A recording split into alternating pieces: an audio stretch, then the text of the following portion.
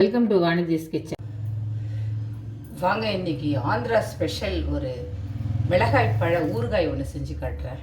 நான் வந்து ஒரு கிலோ மிளகாய் வாங்கினேன். மிளகாய் பழம் அது இந்த இப்போ சீசன் இல்லைங்களா, இந்த டைமில் வாங்கி இதை செஞ்சு வச்சுட்டோம்னா இந்த 1 இயர் ஃபுல்லாக இதை நம்ம வச்சு யூஸ் பண்ணலாம். செம்ம சூப்பராக காரமாக சாப்பிட விரும்புகிறவங்களுக்கு இது செம்மையான ஒரு ஊறுகாய். இது சாதத்தோடு போட்டு பிசைஞ்சு சாப்பிட்லாம், இட்லி தோசையோடு வச்சு சாப்பிட்லாம், தயிர் சாதத்தோடு செம்ம சூப்பராக இருக்கும். வெயிலுக்கு கொஞ்சம் கஷ்டம்தான் சாப்பிட்றது, ஆனாலும் காரத்தை ரொம்ப விரும்புகிறவங்க கண்டிப்பாக சாப்பிட. எனக்கு ரொம்ப பிடிக்கும் இந்த ஊறுகாய். இது வந்து மிளகாய் பழம் 1 கிலோ வாங்கி நான் வந்து அதில் வந்து 250 கிராம், அதாவது 1/4 கிலோ புளி, புது மிளகாய், புது புளி. கருப்பான புளியை போட்டிங்கன்னா கலர் மாறிடும், அதனால் கண்டிப்பாக புது புளி தான் போடணும். 1 கிலோ மிளகாய்க்கு 1/4 கிலோ புளியை வந்து சேர்த்து வச்சு 2-3 கைப்பிடி வந்து கல்லுப்பை சேர்த்து இதை வந்து நான் மிக்சியில் அரைச்சி வச்சுருக்கேன். இது கண்டிப்பாக வந்து நல்லெண்ணெய் தான் சேர்த்தாகணும், வேறு வழியே கிடையாது. ஏன்னா இல்லைன்னா வந்து கண்டிப்பாக வந்து வயிறு வலி அந்த மாதிரி தொந்தரவு ஏதாவது வரும். வருஷத்தில் ஒரு முறை மட்டும்தான் கிடைக்கும் இந்த பழம், அதனால் வந்து வாங்கி வந்து செஞ்சு வச்சுக்கோங்க.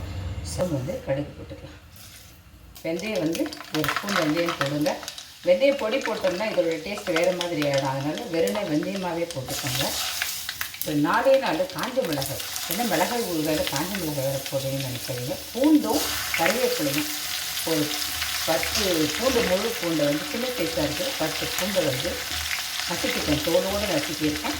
கொஞ்சம் போனால் கறிவேப்பிலை, பெருங்காயப்பொடி, நல்லா வந்து பூண்டு செவந்த உடனே இந்த அரைச்சி வச்சுருக்கிற இந்த மிளகாயை வந்து பேஸ்ட்டை சேர்த்துக்கலாம். பாருங்கள், பார்க்கும்போதே எப்படி இருக்குது, வதக்குவோம்.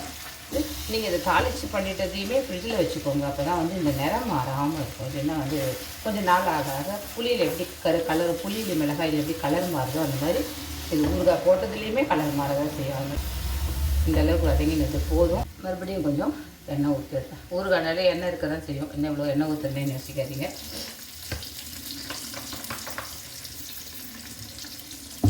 அவ்வளோதான், ஸ்டவ் ஆஃப் பண்ணிவிட்டேன். இது ஒரு முறை கலந்துட்டு நல்லா ஆறின உடனே எடுத்து ஒரு பாட்டிலில் போட்டு ஃப்ரிட்ஜில் வச்சுட்டு தேவைப்படும் போது எடுத்து உபயோகப்படுத்திக்கோங்க. நாக்கில் தண்ணி வருது பாருங்கள், அப்படியே இதை பார்க்கும்போதே. நல்ல தயிர் சாதம், சூப்பரான தயிர் சாதத்தோடு வச்சு சாப்பிட்டு பாருங்கள், அட்டகாசமாக இருக்கும். சூப்பரான ஆந்திரா மிளகாய் பழ ஊறுகாய் ரெடி ஆகிடுச்சு. ட்ரை பண்ணி பாருங்கள். பிடிச்சதா லைக் பண்ணுங்கள், ஷேர் பண்ணுங்கள், சப்ஸ்கிரைப் பண்ணுங்கள். நன்றி, வணக்கம்.